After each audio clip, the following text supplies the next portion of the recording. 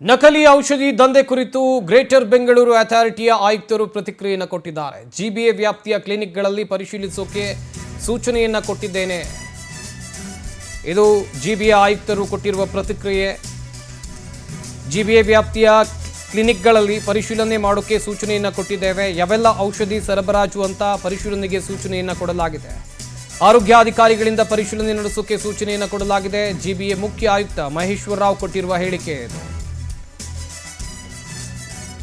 ಒಂದು ಕಡೆಯಲ್ಲಿ ನಕಲಿ ಔಷಧ ಜಾಲ ಪತ್ತೆಯಾಗಿ ಇಡೀ ರಾಜ್ಯದ ಜನ ಬೆಚ್ಚಿ ಬಿದ್ದಿದ್ದಾರೆ. ಈ ನಡುವೆ ಎಲ್ಲೆಲ್ಲ ನಕಲಿ ಔಷಧಗಳನ್ನು ಮಾರಾಟ ಮಾಡಲಾಗ್ತಾ ಇದೆ, ಅದು ಕ್ಲಿನಿಕ್ಗಳಾಗಿರಬಹುದು, ಮೆಡಿಕಲ್ಸ್ಗಳಾಗಿರಬಹುದು. ಈ ಬಗ್ಗೆ ಮಹೇಶ್ವರ ರಾವ್ ಜಿಬಿಎ ಮುಖ್ಯ ಆಯುಕ್ತರು ಮಾಹಿತಿಯನ್ನು ಕೊಟ್ಟಿದ್ದಾರೆ. ಈ ಕುರಿತು ಪರಿಶೀಲನೆಗೂ ಕೂಡ ಗ್ರೇಟರ್ ಬೆಂಗಳೂರು ಅಥಾರಿಟಿ ಮುಂದಾಗಿದೆ.